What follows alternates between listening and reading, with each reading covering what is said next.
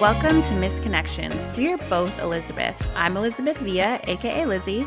And I'm Elizabeth Wyndham, aka Beth. Misconnections is a podcast that explores our longing to connect and the circumstances that stand in our way. Each episode will bring a true story of a missed connection and an expert guest to help us unpack the themes of the story, so that we all can get better at making real, meaningful connections that feel good to us. That's why we started this show. After a series of our own misconnections in dating, friendships, and family relationships, we decided to get some help. Good news! You've stumbled upon a different type of episode where we're bringing you more voices, more perspectives, and expanding upon conversations we get to have around connection. That's right. You're in for a Misconnections mini.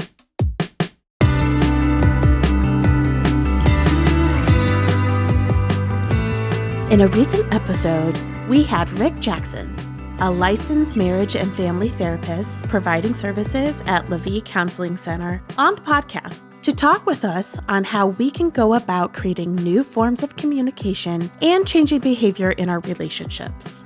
And boy, did we learn some things.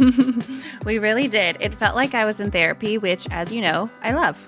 Lizzie, I was ready for an intensive, and I wanted to talk to him for just a few more hours. Yeah, and so we are about to, basically. After we stopped recording, Rick showed us the disconnection versus connection handout he created and mentioned in our conversation. The handout was a really rich tool for illustrating the ways we communicate and how they can move us toward connection or disconnection.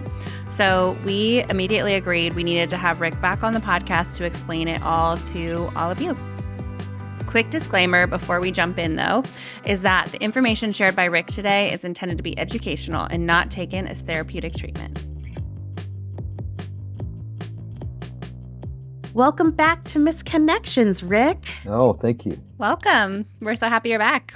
Good to be back. Thank you. Yeah, we're so grateful to have you back on the podcast and to share with us this disconnection versus connection tool. Before we get into the nitty-gritty of the handout, can you explain what this handout is and when you typically utilize it during sessions with your clients? Certainly. Quite often, this is something I develop, especially working with couples or within family systems. It could be a parent to a child, adult child, or whatever. But it's a way of trying to help guide people on a little bit more on the behavioral side of what's helpful at leading to connection and what quite often ends up leading to disconnection, even though that often isn't the attempt. Like, I'm trying to repair with you, but then I say things to you, whether it's in tone or the inferences of the meanings that actually would lead you to a more defensive place because of how I'm saying it or what I'm saying. And so these are more behavioral. And quite often I use this in the latter part of the work I do with, let's say, for example, with couples, because when they first come in, the cycle of interaction is too defended. And then I'm trying to help to foster more secure ways of engaging with each other. And then when we get into the problem solving, which is usually what people are looking for, is they're trying to solve their problems, but they do it in a system that doesn't solve problems, it creates more. Mm-hmm. So this quite often is in the latter part of helping them to kind of reframe, or I hear what you're trying to say, but this would be a better way of getting to the primary issue is this way. So this is quite often in the latter part of my work when I'm working with couples or within repair systems of relationships. Yeah, I think that cycle is something that we can probably all really relate to. And it's funny, as you're describing that, I'm like feeling exhausted, just like understanding what that feels like, which is why I think we were such big fans of this tool when you showed it to us previously, and how it was so helpful to just walk through and get the comparison for each section of what type of communication would move toward disconnection, what type of communication in that same objective would move toward connection. And so we would love if you would actually just walk us through this handout and, share these different points with our listeners the same way that you shared them with us previously. Yeah. Well, obviously as humans, the challenge would be is that we can be in different states of being where we're more able to be more complex or more reflective, and so quite often, sometimes it's really important that we're kind of listening to our own bodies for what kind of signals our bodies are sending. Because if my body's sending a signal of run for your life or fight to the death, I'm not going to do any of the connecting things. I'm going to survive. Sure. Yeah, So absolutely. there is an important nuance to be aware of. Can we listen to what our body's doing? Like, is my heart pounding? Is my jaw clenched? Where's adrenaline and cortisol running through my system right now? Yeah. Or am I flat? Am I, I'm not even present with you almost. Those are key things that are almost like an important beginnings before you even move into that. So there is some kind of a somatic or bodily awareness that can really be helpful in self and co-regulating both. But the first one is just briefly was distinguished between reflective listening and interpretive listening. Is quite often in a disagreement, you could say something to me and I will interpret it. I'll turn it up even more than what you've said. So I'm doing what's interpretive listening. So if I said, "Hey, I thought the chicken was a little salty," and you go, "So you're telling me I'm a horrible cook?" That is interpretive listening. Yeah. So versus reflective listening is we're trying to reflect back. We do tend to stay in more of our prefrontal cortex when we are more meta perspective, meta thinking. So quite often in reflective listening is where we're just practicing just to reflect back what a person is saying. At the same time, I'm trying to help to coach the other person to be aware of what they're saying, because if I load you with, I feel like you're so selfish, then as the person sharing, I'm undermining the potential for connection as well. Sure. So that's an important piece. But interpretive and reflective listening is trying to reflect back not only what was said, and it doesn't have to be exact, but almost in the tone of it. If you shared something very caringly, and I repeat it back. So what I'm hearing you say is blah, blah, blah, blah, blah, blah, blah, blah, blah. Even if I said the exact words you said, it would feel injurious because it feels like I'm mocking you. Sure. So tone is really an important part of that as well. Abstract concrete thinking would be, in concrete thinking is the language we hear always of, and I just said it, you always, you never, Yeah. kind of thing. And I've worked with couples where they go, "I know I'm not supposed to say always, but most of the time." But you know what I mean by most of the time, don't you? Right. Wink, wink. Yeah. So abstract thinking, again, is something that requires greater awareness or work. That I could go, last night I felt unloved. I know you love me, and I know that we have, I know we have work to do or whatever. We can speak about an injury or we can speak about an experience, but can we make it be a little bit more situational than global? Global language is quite often dualistic or concrete in its thinking. I feel like I'm the one that always has to say I'm sorry. In there is a request to say I'm sorry, but it's laden with the concrete thinking around what fosters an apology occurring. So concrete thinking is quite often in a defended place, whereas abstract thinking is where I can go, that hurt, but I also know there's more to you than that hurt. Sure. Okay. All right. Content processing, emotional processing. I tease with clients that I'm working with, and I'll go, unless you want to pay me 24/7 to run a camera, I have no idea the content. You said this. No, I didn't say that. Well, I didn't slam the door. All of that is like a forensic timeline versus emotional processing. So when that happened, what did you feel? Right. Yeah. I felt alone. I felt unsafe. I felt unwanted. I can process better. We can process better around our emotional experience more than we're able to process around content. And I don't actually view that people are being dishonest. Most of the time, people are not being dishonest. They're just engaged in a system, and their filters of what they see and hear are very much activated. So to me, it's like it's much easier if we can do more emotional processing than content processing. We can get lost in that for sure. Yeah. I had Sure. a therapist who once said, don't argue the facts, which I always felt was really helpful. Of like, it doesn't, the facts actually aren't what matters here. What matters is how you felt around those, what you see as the facts. And so maybe to try to communicate that instead of get to the nitty gritty of, likely if the facts changed, even your feelings might still be similar. So don't go with the facts, go with the feelings. Very good. Very true. Wait, and it makes me think of like, what's more important, winning or connecting? Yeah. Oh, you've had that on you're very good. That's down the line there. Win, lose outcome versus connection. And that's, I always lose, you always win, indicates that we're not heading in the right direction. Yeah. But when we go, our reason for this conversation is for us to connect, for us to heal, for us to have a deeper understanding versus like the idea of winning and losing. So, Ooh, skipping so ahead. I don't Sorry, have to sorry, review sorry. that one. There we go. Good. Yeah. But that is an important frame. Why are we having this conversation? To prove my point, or to connect? Yeah. Yeah. Excellent. The attachment is such a big thing, and as it relates to in psychology, something that really has been studied for probably closer to about 70 years or so. The original John Bowlby was the one that developed attachment theory. The idea of attachment is that insecure avoidant strategies versus a more secure attachment. And what I mean by that is an insecure attachment is usually someone who's longing for attachment, but they normally incorporate a criticism in the request. I used that example earlier. Like if I said to you, why am I the one that always has to say I'm sorry first? Technically, I'm longing for connection, but I've also laden it with an accusation as well. And when we operate from an insecure attachment, we typically will request attachment, but it's usually laden with something that's difficult to attach to. So that would be more of a moving toward the disconnection side of the chart, right? Yeah. Okay. Exactly.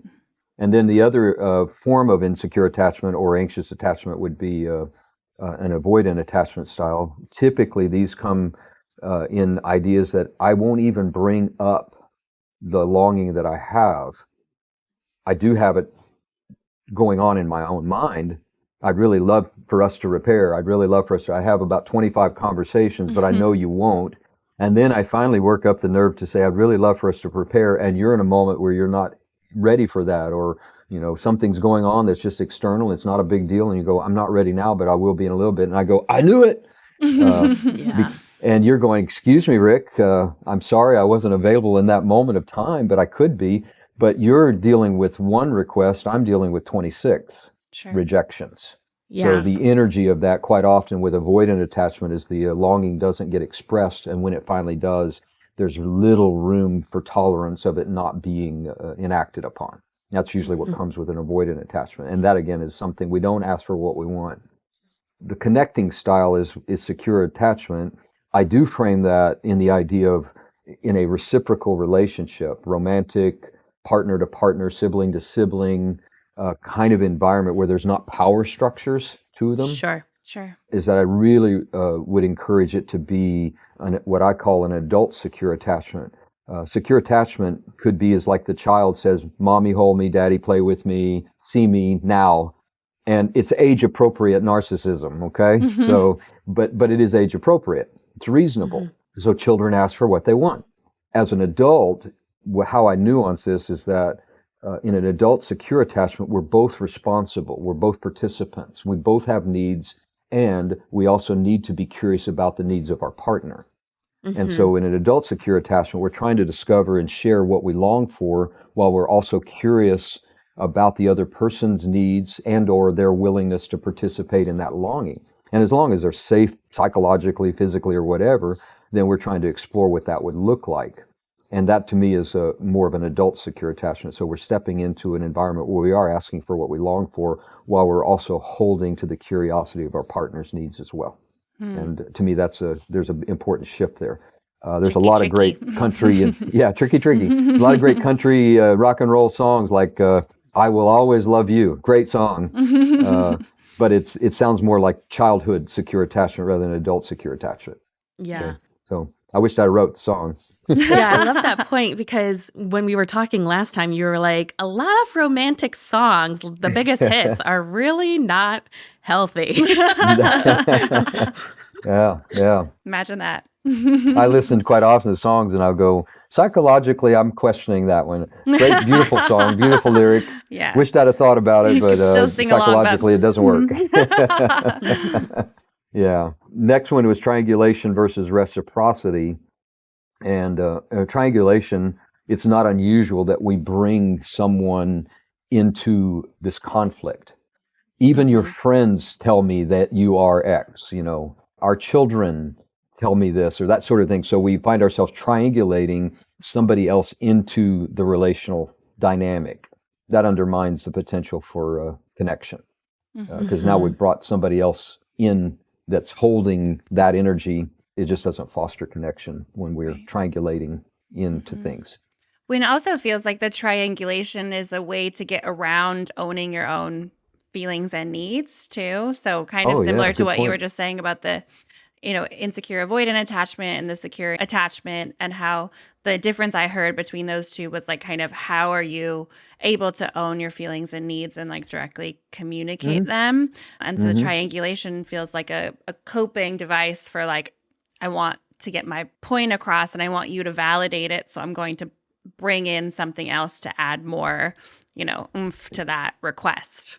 I also think like the triangulation kind of like setup does not foster at all the nervous system to be in the parasympathetic. Everybody, regardless if they're being teamed up against or the one that's kind of orchestrating, everybody's going to be in the flight, fight, or freeze state in that situation, you Right. know? And so there's going to be a lot of somatic factors along that's causing even further disconnection with also the communication that way. Yes, that is so true that it typically it activates either our mobile defense system, which would be our fight flight. There's a movement towards you, usually with anger or fear, or a movement from you with anger or fear, or it activates our freeze system, which is more of a collapse state. Kind of like if you're going to get eaten alive, it's just best not to feel it, so we collapse. Sure. And they don't foster regulation for sure. Yeah. Yeah. Plus, we brought someone else in. It's almost like we've let the world vote and we all agree that you're a problem. Yeah. Yeah. Compelling. Yes. I have compelling evidence. Yeah.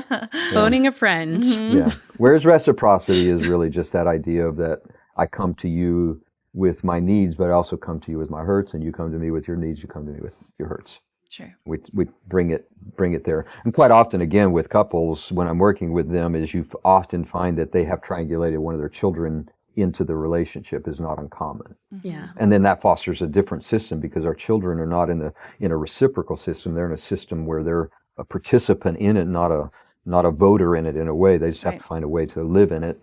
And Right. now they are being held responsible for someone else's emotional state of being in a way. And it fosters perfectionism, anxiety, rebellion, whatever. There's all kinds of Yeah. It's choices unfair. that we'll take. Yeah. It's not fair. Yeah. Quite often couples, when they come in, they're more talking about, initially they want to talk about the problems they have in their relationship.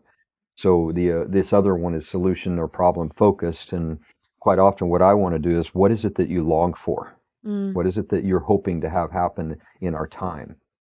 And it's so funny because quite often you'll find somebody maybe gets about a half a sentence in and then they shift into the problem instead. So it's really hard to go, what is it that you want? Yeah. Yeah. What would this look like if you envision this to be a healthy relationship? What would it be? What are your contributions to that? What would you want to do differently? So we're looking at solutions rather than problem focused. When we have questions like, how come you always fill in the blank, we're trying to get a strategy more from a problem than from a solution. I'd really love for us to fill in the blank would be more solution focused. Mhm. So trying to seek out what's the solution, and then we can explore what are the problems that prevent it from occurring. Yeah. And maybe gain like a similar vision that you can align on to then go back to work through some of the blocks to get there versus like talking around all of the blocks and not having like an aligned vision for what the longing is. Exactly. Yeah. Trying to find common ground. It's not uncommon with couples, especially, is that they initially talk about how much we have in common and do not recognize how different they actually are. And sometimes we'll get to the space where in couples that are in more conflict, they will kind of view our differences as the reason we shouldn't be together rather than our diversity is what makes us strong. And again, that's outside of imbalance, things that Right. can happen in relationships, but the diversity helps us be more well-rounded rather than, there's a Rick and a mini me Rick. That doesn't sound too fun. No. Fair. Yeah. We already talked about win-lose and connection outcome. One of my favorites, and it's part of the human condition, is a lot of my work is trying to deal with the unconscious. I think it's Carl Jung made a statement, early psychologist said, if unless we bring our unconscious beliefs to conscious awareness, they'll rule our lives, but we'll just call them fate. And I think as humans, we are 24/7 meaning-making machines. Our dreams are almost like golden roads to the unconscious. To me, as humans, when we bump into experiences, we do have feelings, but we tend to shift pretty quickly into making meanings out of those experiences. Oh, sure. And so when I lead with, I feel like you don't care about me. Okay. Yeah. Probably I have had experiences, you've had experiences with me where I was uncaring of you. Mm-hmm.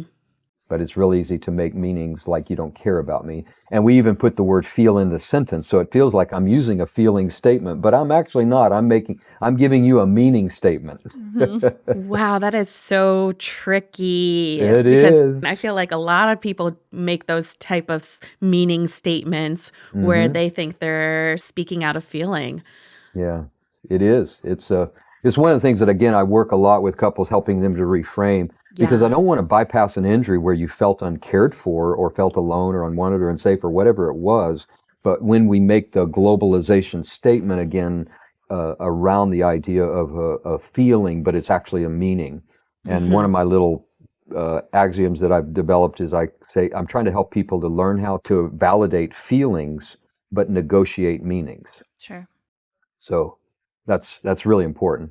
If someone were to say, I feel like you don't love me, I've used the word feel in it, we're using a feel statement, but what is the other person's option? They go, you're right, I don't love you.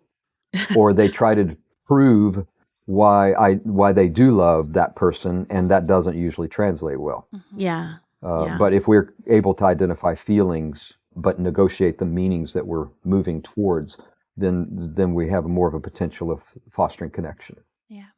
Right. I feel like the meanings piece of that is often based on, like, at least I can speak for myself, like my own experience, where when I have encountered something like this or felt something like this, I've learned it means this, but that doesn't necessarily apply Yes. to you. And it's not necessarily fair for you to inherit that meaning. So the only thing that Yes. can be true is like what I feel in the actual feeling sense, and not the meaning I've made of those feelings in that moment either. Yeah, I completely agree with that, Lizzie. And quite often, I mean, again, we've grown up in one structure, and that doesn't mean that structure doesn't have healthiness in it, but it also can foster pain as well. It's part of the human experience, both, is that we grow up in one structure where we have to learn how to navigate in a system that we don't get to negotiate. And then we create a relational system where we're actually participants in. I distinguish between what I would call, the first one would be a vertical relationship, adult to child. And then we have a horizontal relationship, partner to partner. And quite often we bring our survival strategies into our partnerships, and they don't translate well to either one, because we've had those experiences previously, but it's in a different system, and then those survival strategies just don't translate well. And so meanings quite often have been bumped into because we've experienced those in other relationships. And then when we have those experiences, we bring the meanings of those experiences from previous. And sometimes I'm going, I think you're talking to your partner, but I actually thinking you're talking to your father right now, or your mother, or whatever. Yeah. That really reminds me of the Showtime show called Couples Therapy, right? So it's actually real therapy happening, but I think it's one of the most poignant examples that we as the population can witness, that sort of like bringing the vertical into the horizontal, because more often than not, the therapist that is navigating the therapy is saying, okay, but let's go back to your childhood and find out where this like source of conflict and miscommunication is occurring from your childhood, which I have found to be really interesting to watch and learn from. Yes, that is so true. And yes, sometimes like would someone will have a really strong emotional response of something like, you always do this to me, whatever this is. What I often will do is I will want to try to slow that down to go, this seems to be such a strong experience that I'm imagining you've experienced it before. Mm-hmm. Let's say somebody said something, you've never been there for me. I want you to, before you ever laid eyes on your partner, I want you, if you can, to recall a moment of time when you would have believed that before, that you, someone, parent, whoever, previous partner, whatever, you've never been there for me. When did you experience that before? Sure. And quite often the energy is long before, as a couple, they've ever even met each other. Mm-hmm. Yep. Yeah. Makes sense. Yeah. So that again, that feelings, meanings thing is, it's really easy to get to meanings because we've experienced them over and over again. If we can find a way to go, again, it's kind of throws in the abstract thinking, is that I felt unheard, but I know you care. I'm being more abstract, but I am also leading with a feeling rather than telling you the non-negotiable truth about what has gone on. Mm-hmm. Sure. Yep. And the last one is the inside of partner, inside of self or us. When I point out to you your deficits, like we're doing much better now that she is behaving herself. Oh God. Okay. Sounds like I'm being complimentary. Ooh, that's a loaded statement. Yeah. So when I bring the inside of partner, it actually leads towards disconnection. When I can go, when we parent our kids, sometimes either one of us can be impatient with our child.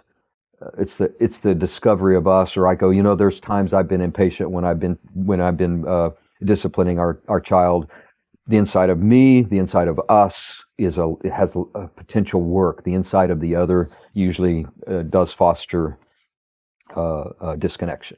Yeah. Sure. What strikes me about this list is how nuanced it can be, because it's not like many people just talk from one point that you've pointed out. It's usually like 3 or 4 stacked upon one another. And so to break that apart and try to source the connection side of communication with all these different nuances is something to be worked on and practiced. Yeah. It's a math problem. That's so true. I love to use humor when it's appropriate, and there'll be a time maybe with a couple that I've been working with, and I'll go, okay, so I want you to look at our little list. I've got a handwritten one up on my wall here, and I want you to look at our little list, and which of those do you see that you were doing that probably led more to disconnection? And there have been a couple of times I'm going to give you an A+ for all of your disconnections. You've done them, almost all of them. That was amazing. I wonder if we can reframe that. Yeah, we need to make a bingo card or something like that. One side is disconnection, the other side is connection. Can you get 5 in a row? Yeah. That's amazing. Wow. And I think we've already kind That'd of be bingo or bango. Yeah. I think we've already kind of hit on this already, but just in case there's any that you want to point out specifically in terms of if there's a line on this chart of the two, sides compared that you think is the most valuable when a relationship is able to integrate it, and then which do you find is kind of the trickiest to be used to be integrated? Probably in the earlier work, things such as an approach of outcome as being connection versus winning and losing, to me can be really important. Early on, I do try to bring people into being able to do emotional processing rather than content processing. Sure. Because again, it can be really a trap to try to content process. I don't hold, there are some exceptions when there's some severity of psychology in a way, but I just hold the vast majority of people are not being dishonest. They're just sharing their lens of perspective of experience in a way of something that happened. So the idea of content processing is secondary to emotional processing. Those are a couple of things that I think can be really helpful. As it relates to once we're able to, like you were mentioning earlier, Beth, on this kind of and self-regulating around our sympathetic and parasympathetic system, I do believe that things like especially reflective listening, abstract thinking, leading with feelings are 3 significant concepts that I'm trying to help guide people through, so that when they're having conversations, they're able to be in what would be more of a meta perspective. And we just can't be in a meta perspective if we're running from the saber-toothed tiger. We're just running for our lives. Yeah. Yeah. Yeah. Yeah. It wouldn't be a good idea. No. Well, I tease with people, whether I'm doing individual work with couples as it relates to that sympathetic response, fight-flight response, is if you're being chased if you're being chased down a dark alley, or if you're being chased by a saber-toothed tiger, do not stop and breathe. Do not reflect. Just run. It's okay. That's what it was designed for. But sometimes our limbic system can't tell the difference between the saber-toothed tiger and the partner that we are in love with, in a way. Yeah. Yeah. So, Yeah. So when you hand out this tool to your client, like I'm sure you resource this throughout your sessions, but let's say you like hand out the piece of paper like you gave to us, like how do you recommend people integrate it into their daily lives? Because like when I look at this paper, I feel like I need exposure. Like I need to post it on my refrigerator and in my bathroom mirror and like just basically be able to like see it throughout the day to like help me reframe my mind. But I'm just curious to like how you communicate that with your clients. yeah. Well, I think I've shared this quote previously as well, but I love Richard Rohr, R-O-H-R, and he says, we don't think our way into a new way of living, we live our way into a new way of thinking. And I love that. I really embrace that process. So to me, there's something about being able to take reflective moments, because I think we can access those. We don't always access them when we're in a state of survival, for sure, but we can take reflective moments and revisit something and go, I'd like to do this differently, or I'd like to think this differently, whether that's just in my intra-self or it's in interpersonal relationships, that I can come back. And again, it's a lot better if I go, you know what, I just did an always never for you. I want to take that back. That's not okay. Versus you telling me, Rick, you just did an always never. Yeah. You know, Yeah. because again, you're trying to point out something, but you're using the insight of the other. So it's a lot better. There might be a way to go, hey, I'm wondering if you could say that differently. That might be helpful. That I'll do with couples. But when I can go, you know what, I did the always never thing, or I told you what you were doing. I want that's not okay. So I'm creating an awareness, and when I engage in those repairing experiences, it does help to reinforce the attachment in the relationship. So I do find it's just helpful to be able to reflect on it throughout the day. And it may be, sometimes it can be in a relationship that really you don't have much skin in the game. You can find yourself, well, that guy's a so-and-so or whatever. We can find ourselves saying or doing things that we don't have to almost be accountable for, because we're really not even in that relationship. But how do I let that person be human that I don't even know? This, I think, is really important that we can do that, let alone when there's a whole lot more attachments in a relationship with someone that we care about and long to be cared for. Yeah. Yeah. Really good practice to just kind of continually reframe some of those ways that we communicate and even think about others. I feel like for our listeners who are maybe hearing this and it's one side of a relationship, would it be, do you think, advisable to them, or not advisable, but helpful tip, I guess, to be able to just like bring it to their partner and say, hey, I learned about this type of communicating. It's something I think I'm going to start working on to help us in our connection. Is that something that we can start kind of put it on the table so we have a little bit of shared language about how we're going to try to continue to grow in our relationship? Like, how do you think about kind of bringing a concept like this to a partner, to someone that you're in a relationship with? Yeah, as what you were sharing there, Lizzie, would be a combination of things that are on the connection side, is like, because there's solution focus, I would suggest secure attachment request, abstract thinking. So there were a number of things there that were the intent to connect rather than win-lose. So those are all good factors that could help to influence a connection. Sometimes if our partner doesn't have any of those experiences, then it's almost like we're playing rules from two different games. Sure. And our insight actually isn't as helpful unless we can find ways to let this be part of our common ground. So it might be encouraging them to listen to the podcast, or something along those lines, to say, here's something that I found really helpful. I'd love for you to listen to it. and let's talk about this, and maybe this is a way for us to kind of work through sometimes when we get more disconnected. I'd love for us to explore that. So to me, that could be a helpful way for sure. Connect while listening to Misconnections. There we go. Yes. Well, Rick, we just want to thank you so much for your time today and just walking us through this handout and tools. I'm sure some light bulbs were going off today as they were listening. So Yeah. we appreciate your insight. Yes, thank you so much. Yeah, it's a pleasure. And thank you so much for all of the work you both do. Thank you so much. I was honored to be able to spend some time with the two of you, for sure. We'll continue calling, so.